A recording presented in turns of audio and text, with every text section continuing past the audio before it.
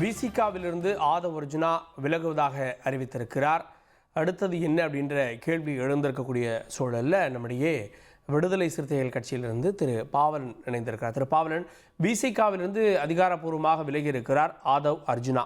என்ன நடந்திருக்குன்னு நினைக்கிறீங்க? ஏற்கனவே 6 மாதம் சஸ்பெண்ட் செய்யப்பட்டார். இந்த இடைப்பட்ட காலத்தில் என்ன நடந்திருக்கு விசிகாவுக்கும் அவருக்கும்?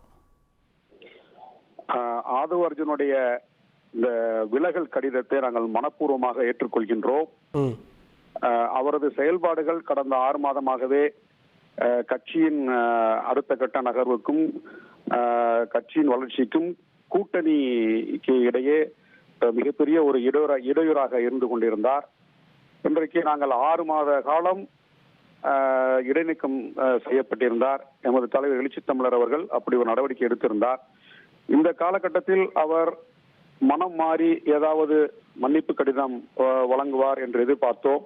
அல்லது இனிமேல் பேச மாட்டேன், கட்சிக்கும் கூட்டணிக்கும் எதிராக எந்த விதமான மாறுபட்ட கருத்துக்களை தெரிவிக்க மாட்டேன் என்று வருத்தம் தெரிவிப்பார் என்று எதிர்பார்த்தோம். ஆனால் தொடர்ந்து கட்சியின் நிலைப்பாட்டிற்கும் தலைவர் எழுச்சி தமிழர் அவர்களுக்கும் எதிராகவே அவரது அறிக்கை இருந்தது. ஆகவே அவர் தொடர்ந்து விடுதலை சிறுத்தைகள் கட்சியில் பயணிக்க முடியாது என்கிற நிலையை அவராகவே உருவாக்கி கொண்டார்.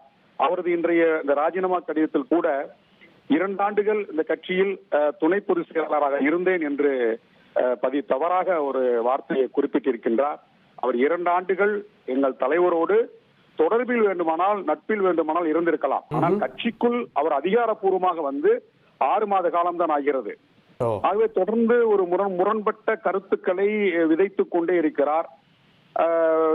ஏற்கனவே நமது தந்தி தொலைக்காட்சிக்கு அவர் அளித்த பேட்டியில் 2 நாட்களுக்கு முன்பு, நேற்று முன்தினம் அளித்த பேட்டியில், என்னுடைய மக்கள், என்னுடைய கட்சி, என்னுடைய தொண்டர்கள் என்று விடுதலை சிறுத்தைகள் கட்சி அவருக்கான கட்சி, இங்க இருக்கக்கூடிய தொண்டர்கள் அவருடைய தொண்டர்கள் போன்ற ஒரு பிம்பத்தை, ஒரு போலியான பிம்பத்தை உருவாக்கினார். இது சாமானிய மக்களுக்காக கடந்த 35 ஆண்டுகளாக எங்களுடைய தலைவர் அவருடைய உழைப்பை, அவருடைய அர்ப்பணிப்பை, அவருடைய தியாகத்தை கொட்டி ஏராளமான விடுதலை சிறுத்தைகள் ரத்தம் சிந்தி களத்தில் வளர்க்கப்பட்டதுதான் விடுதலை சிறுத்தைகள் கட்சி. நாடு முழுவதும் சிதறி கிடக்கின்ற கோடானு கோடி ஒடுக்கப்பட்ட மக்களுடைய விடுதலையை முன்னிறுத்தி, சாதி ஒழிப்பை முன்னிறுத்தி, அரசியல் அதிகாரத்தை முன்னிறுத்தி அரும்பாடுபட்டு வளர்க்கப்பட்ட இயக்கத்தை அவர் கட்சிக்குள் வந்த 6 மாதத்திலேயே கபலீகரம் செய்ய வேண்டும், இல்லை என்றால் கட்சியை திமுக தலைமையிலான கூட்டணியிலிருந்து உடைத்தெடுக்க வேண்டும் என்கின்ற மிகப்பெரிய ஒரு அஜெண்டாவோடு தான் உள்ளே வந்தார். அது இன்றைக்கு நிறைவேறவில்லை. ஆகவே வெளியேறிவிட்டார். செய்திகளை உடனுக்குடன் தெரிந்து கொள்ள உடனே சப்ஸ்கிரைப் பண்ணுங்க.